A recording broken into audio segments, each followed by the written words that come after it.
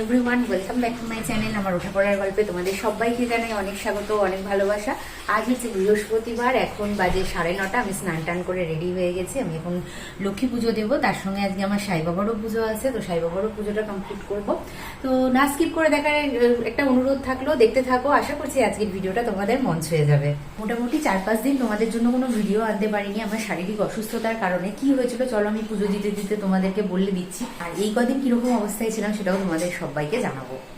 দেখো, ছোটবেলায় দেখতাম মা বৃহস্পতিবার সুন্দর করে মন্দিরটাকে পরিষ্কার করে নিত, এবং যখন আমি জিজ্ঞেস করতাম যে মা এত সুন্দর করে কেন পরিষ্কার করছো, মা বলতো যে মা লক্ষ্মী কিন্তু নোংরার মধ্যে থাকতে একদম পছন্দ করেন না, তাই আমাদের বাড়িঘরকে আমরা যেভাবে পরিষ্কার করি মন্দিরটাকেও ঠিক সেইভাবেই আমাদেরকে পরিষ্কার পরিচ্ছন্ন রাখতে হবে।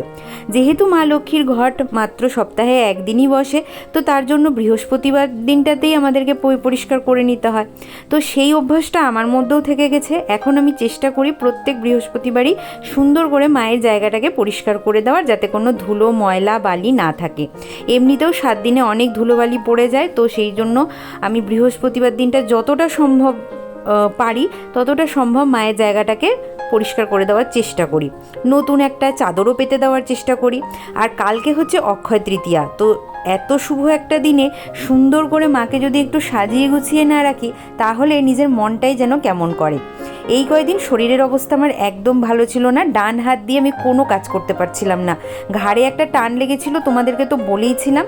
হাতটা দিয়ে আমি যেহেতু কোনো কাজ করতে পারছিলাম না, আর সবসময় মনে হচ্ছিলো ব্যথার চোটে আমার জ্বর চলে এসছে, তো সেই জন্য লাস্ট অবধি আমাকে ডক্টরের শরণাপন্ন হতেই হয়েছিল, এবং তার কথা মতনই ওষুধ খেয়ে আমি আজকে তোমাদের সামনে সুস্থ হয়ে আসতে পেরেছি। মাঝখানে তো ব্যথার চোটে এমন অবস্থা হয়েছিল যে 3 দিন আমি কোন দিক দিয়ে সূর্য উঠলো আর কোন দিক দিয়ে সূর্য অস্ত গেল সেটাও বুঝতে পারিনি, মানে সারাদিন বেডরিডেন অবস্থায় ছিলাম। যাই হোক, আমার গণেশ ঠাকুরকে সুন্দর করে একটা তুতে কালারের ধুতি পরিয়ে দিলাম। ওই তুতে কালারের ধুতিটাতে না আমার গণেশ ঠাকুরকে এত মিষ্টি লাগে তোমাদেরকে কি বলবো, আর নারায়ণ ঠাকুরকে এই সাদা ধুতিটাতে। ভেবেছিলাম আজকে আমি গণেশ ঠাকুরকেও সাদা রঙের ধুতিটাই পরাবো, কিন্তু তারপরে ভাবলাম এই তুতে কালারের ধুতিটা তো পরানোই হচ্ছে না।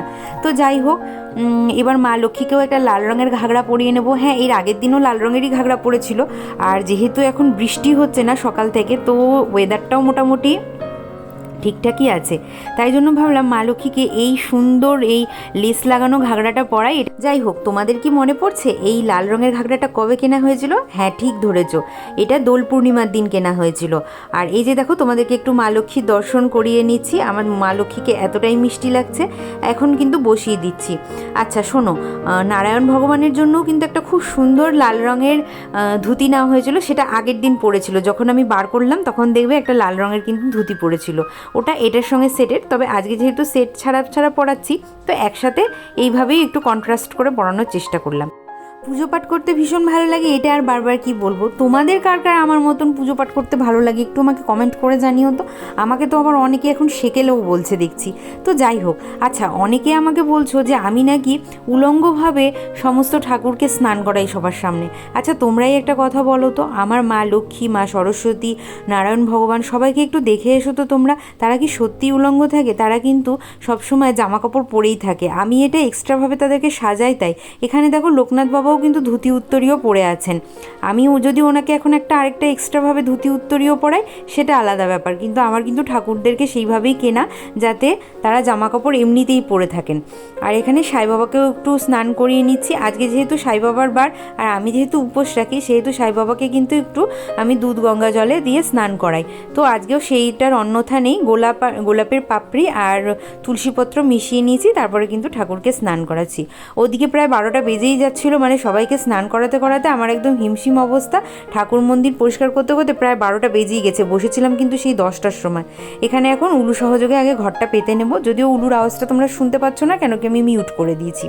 এইদিকে মা লক্ষ্মী যেমন বিষ্ণুপ্রিয়া, তেমনি কিন্তু তিনি পদ্মপ্রিয়াও, তো তার জন্য আজকে আমি একটা গোলাপি রঙের পদ্ম এনেছি। পদ্ম না দিলে আমার আবার মন ভরে না, আর আমার থেকেও আমার মায়ের মা বলে যে পদ্ম না দিলে লক্ষ্মী ঠাকুরের পুজোই হয় না, কিন্তু শীতকালে তো আর পদ্ম পাওয়া যায় না, তাই আমরা সবসময় গরমকালেরই অপেক্ষা করে থাকি। পদ্ম যেই বাজারে উঠলো অমনি মা লক্ষ্মীর পুজোতে প্রত্যেক বৃহস্পতিবার পদ্ম থাকে। মালা যদি নাও জোগাড় করতে পারি তবুও আমি পদ্মটা জোগাড় করার চেষ্টা করি। আর যেদিন মা বাজারে যায় সেদিন তো কোনো ব্যাপারই না, যেমন আজকে পুজো ফুলের বাজারটা কিন্তু মাই করে এনেছে। কি আর করব বলো, শরীর না চললে যা হয়। ওইদিকে আবার লো প্রেশারও ধরা পড়েছে, যার জন্য মাথাটা আমার সবসময় ঘুরছে। আর মা তো জানোই পুজোর জোগাড় কত সুন্দরভাবে করে, তোমরা আমার লিভিং উইথ সায়নীর ব্লগগুলোতেও দেখতে পাও। তো যাই হোক, এই মালাটা মা আজকে সুন্দর করে আমার ফুলের মাসিকে দিয়ে বানিয়ে এনেছিল, সেটাই এখন পরিয়ে দিলাম। আর গণপতির পায়েও একটু ফুল দিয়ে দিলাম। তবে আজকে না জবা ফুল, পদ্ম ফুল, গোলাপ ফুল সব কিছুরই দাম অত্যধিক বেড়ে গেছে, কেন কি কালকে হচ্ছে অক্ষয় তৃতীয়া। তো যাই হোক, এরপরে আমি আরতিটা করে নেব। আজকে কিন্তু আমি এমন কিছু ভালো খাবার দিতে পারিনি, প্রচণ্ড বৃষ্টি পড়ছিল দুদিন ধরে। তো তার জন্য আজকে চালকলা আর বাতাসাই দেওয়া হয়েছে। তাই মাকে বললাম যে মা আজকে একটু কষ্ট করে খেয়ে নাও, বিকেলবেলায় তোমাকে আমি পায়েসের ভোগ দেবো।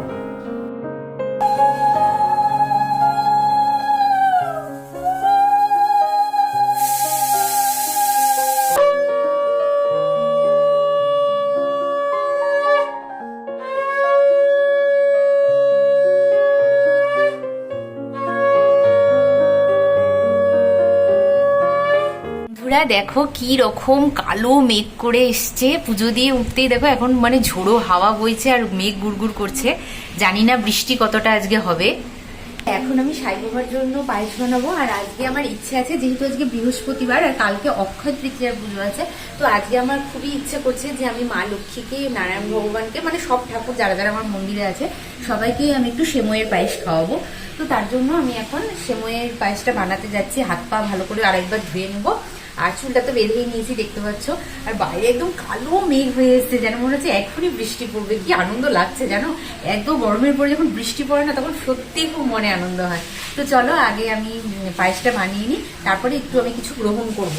আর এক কাপ চা খেয়েছি এখন, কেন কি সাই বাবার ভোগ করার আগে একটু কিছু খেয়ে নিতে হয়, না খেলে সাই বাবা মনে কষ্ট।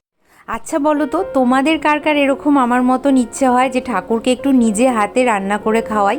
আমার তো ভীষণভাবে ইচ্ছে করে যে ঠাকুরকে রান্না করে খাওয়াই, কিন্তু না, এমনি সাধারণ দিনের রান্না আমার আবার করতে খুব একটা ভালো লাগে না। রবিবারের মাংসটা তাও ঠিক আছে, কিন্তু অন্যান্য দিনের খাবার আমার একদমই বানাতে ইচ্ছে করে না। কিন্তু যখনই ঠাকুরের নাম হয় তখনই মনে হয় যে না, এবার বানিয়েই ফেলি। তো দেখো এখানে সেমইটা দিয়ে দিলাম। আর আজকে যেহেতু মা লক্ষ্মীকে আমি ঠিক মতন খাওয়াতে পারিনি না, আমার নিজেরই মনটা কেমন লাগছে। আসলে আমি অসুস্থ হয়ে পড়লে না বাইরের ফল মিষ্টি এগুলো আনা কিন্তু একটু দুরূহ ব্যাপার হয়ে যায়। আর দেখো এদিকে হচ্ছিল ঝমঝম করে বৃষ্টি। কি করব, যেখানে থাকি সেটাই তো তুলবো। ওদিকে ভাই বলছিল যে তুলিস না, দেখতে এত বাজে লাগে বাইরেটা।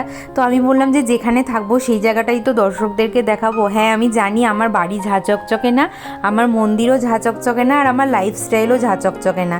সেটা হয়তো দেখতে অনেকেরই বোরিং লাগে বা বাজে লাগে, কিন্তু আমি কি করব, আমি যেই লাইফটা লিড করি আমাকে তো সেটাই দেখাতে হবে বলো। এটাই তো ডেলি লাইফস্টাইল ব্লগের একটা পার্ট। আর কোনো দিন যদি সাই বাবা চান তাহলে আমার আর ভাইয়ের দুজনেরই বাড়ি হবে। এখানে দেখো মাকে এত সুন্দর লাগছিল যে আজকে আমি ফুলের সাজ থেকে কাউকে ওঠাইনি, এরকমই থাক। আর দিনের বেলায় পায়েস রান্না করার পরে দেখো এখানে বাসনগুলো সব মেজে রেখেছিলাম, সেইগুলোকে এখানে গুছিয়ে নিচ্ছি, কেন এই জায়গাটাকে আমি পুরোটা মুছে নেব। আমি আবার সন্ধেবেলার সময় সম্পূর্ণ জায়গাটা মুছে তারপরে সন্ধে দিই, কেন কি আমার না হলে ভালো লাগে না। ওই ধূপকাঠির ছাইটাই পড়ে থাকে, সেটা আমার ভীষণই নোংরা নোংরা লাগে। তো যাই হোক, বাসন তোলার পরে আমি মুছেও নিয়েছিলাম। আর এখানে সব থালা বাসন রেডি করে নিয়েছিলাম। সব ঠাকুরকে এখানে জল দিয়ে দিচ্ছি, প্রথমে জল দেব, তারপরে সবাইকে পায়েস দেব। এমনিতে কিন্তু প্রত্যেক দিন আমি সন্ধেবেলায় কাউকে ভোগ দিই না, কেন আমার বাড়িতে এটা নিয়ম নেই। কোনো দিন যদি বাড়ি হয় তখন অবশ্যই চেষ্টা করব যে তাকে দুবেলা ভোগ দেওয়ার। আর এখানে দেখো পায়েসটা নিয়েছিলাম, আর আমার পায়েসটা ভাবছিলাম যে কেমন হবে কেমন হবে, কেন কি আমার তো রান্নায় সবসময় নুন চিনিটা একটু কমই থাকে। কিন্তু বিশ্বাস করবে না, ভোগটাতে যেন অমৃত, মানে মনে হচ্ছিলো যে কেউ ঢেলে দিয়েছে। জানি না মা অন্নপূর্ণার কি আশীর্বাদ হয়েছিল আমার উপরে।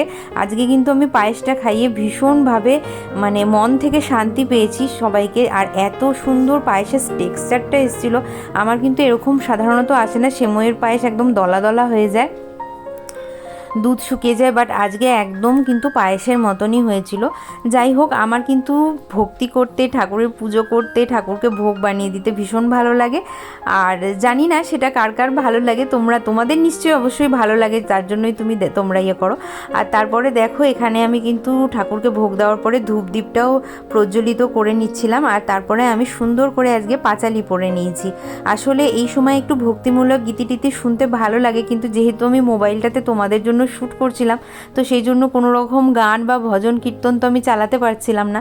আর ভাইয়ের ফোনটা তো ভাইয়ের কাজেই লাগে, তো এখানে আমি আগে পাঁচালি পড়ে নিই। পূর্ণিমার নিশি নির্মল আকাশ, ধীরে ধীরে বহিতেছে মলয় বাতাস, লক্ষ্মী দেবী বামে করি বসি নারায়ণ, করিতেছে নানা কথা সুখে আলাপন, সেই কালে বিনা হস্তে নারদ মুনিবর, লক্ষ্মী নারায়ণে নমি কহিল বিস্তর, ঋষি বলে মাগো তব কেমহরির বাক্য শুনিয়ে আনন্দিত মনে, মর্তে চলিলেন লক্ষ্মী ব্রত প্রচারণে, অবন্তী নগরে লক্ষ্মী হলো উপনীত, দেখিয়া শুনিয়া হলো বড় স্তম্ভিত, নগরের লক্ষপতি ধনেশ্বর রায়, অগাধ ঐশ্বর্য তার।